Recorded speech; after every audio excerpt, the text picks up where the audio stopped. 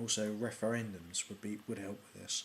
Although of course a psychological problem that we do have to get over in the Western world, this is absolutely critical, is that we need to put to rest the haunting ghost of Hitler's legacy. That is being used as by various political groups. It's not just Jewish people or Zionists, because of course there are the 70 million evangelicals who in the United States who are completely pro-Israel, even though there is Jewish people who are Democrats in the United States who are for the Palestinian cause as strongly. But we must put to rest this, not the lessons of World War Two, but the ability of rival civilizations to use Hitler as a weapon to club down reason and argument and debate, and to the constant accusation from both Israelis and Arabs and of anti-Semitism, and also from other groups such as Africans of racism, which is being used to basically as a cover for more genocide. The Soviet Union, of course, blamed Nazism for killing so many of its people. Yeah, of course, it killed 300 million of its the communist ideology, Marxist ideology, killed 300 million people. If that's not genocide, I don't know what is. So we've got to get past these irrational switches that people are turning on. Different power groups, different interest groups, which are causing these people to take irrational actions and to basically start to kill each other. There must be rationality, there must be argument, there must be empiricism. Empiricism means that the scientific method, reducing the margin of error. You're not always completely right, but the ability, the Epicurean idea that you can't know anything for certain, or we know nothing, is also got to be tempered by the Stoic idea that you venture out into the world to know as much as you can. You have a certain amount of free will within the chain of events which they call the logos.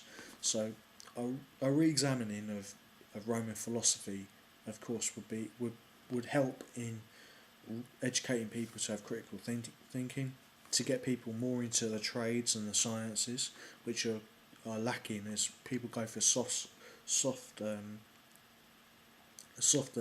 less intellectual and less practical subjects. Giving people choice as to their strengths is in education is a good thing, I think. But there must be some key subjects that are compulsorily taught, and physical education, science, maths, English, and particularly history, economic history particularly, should be taught at a much earlier age than university or colleges. It must be taught in the times. But as I said before, to quote, to use a quote of a political figure, people who know his quotes will know who I'm talking about, who I don't necessarily agree with on everything, but he said economics must be in service of the state, not the master of the state, and capitalists must be in service of the state and not master of the state, and there must be no public good before private good. No private good before public good. The economy must serve the state, and the state must serve the people, and that was said by Adolf Hitler. But I am a social democrat, and I am a pan-European nationalist. I believe in democracy. So we must balance, basically, in terms of Western civilization,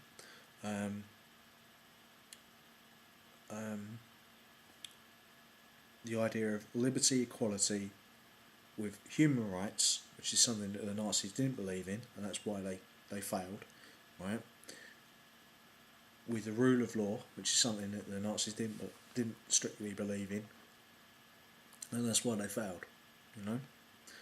It's an uncomfortable and bitter fact that they were the last people to try and impose Western civilization on a rival civilization, with the aim of unfortunately exterminating the Soviet Union as a state and pushing the Slavic people across the Urals. It's also another bitter fact to know that the majority of people who still believe in totalitarian socialism in both its fascist form and the Soviet form live in the Soviet Union, in former Soviet states.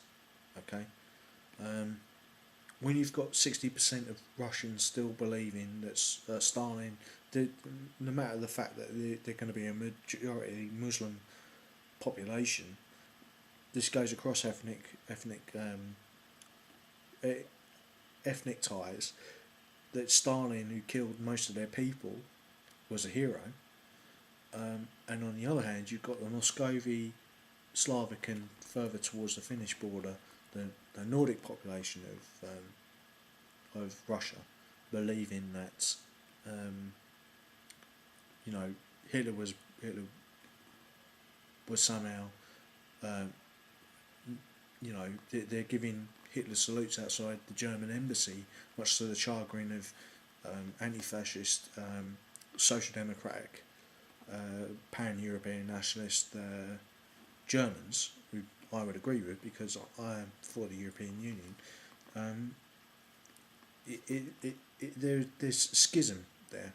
The legacy of World War II is not completely over it, and because of both communist groups and neo-Nazi groups, and of course because of the reaction, the bandwagoning of the immigration policies, which of course ultra-conservatives created by ultra-conservative groups such as the BNP, UKIP, and which led of course to Andrej Breivik killing his own people in Norway.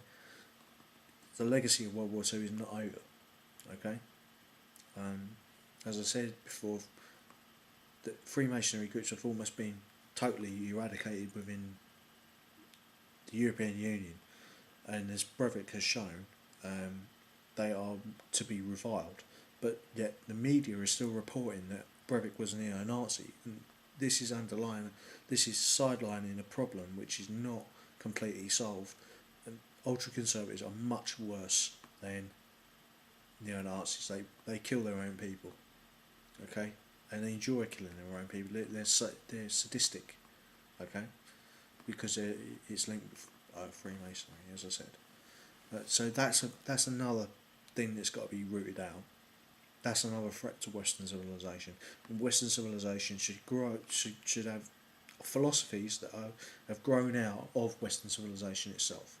Stoicism not strictly came from Babylon, of course, if you go far enough back, but by the time it got to Rome, it had been completely westernized, completely Europeanized. Epicureans the same. It was a completely Western ideology. Social democracy, although there is the effect of Marx, the effect of communism on social democracy. Social democracy led to the cooperative movement, the Labour Party, of which I'm a member, and the development of a real true social market within Europe and social welfare system and the social democratic model, and that's what we need. All right, we need to bring together that with the racial interests of Nordic and Celtic people. That is the most important, as I said before in the other parts of this video. Once that's achieved and we've burnt the debt book, started again, reorganisation of the monetary system and banking system to make them work, and perhaps when we nationalise the banks, make them cooperatives so that they're owned by the people, and relink cooperatives with building houses so that people who are made homeless by the flaw in capitalism, which is unobtainable surplus or surpluses which can be people as well, which are not used, then it will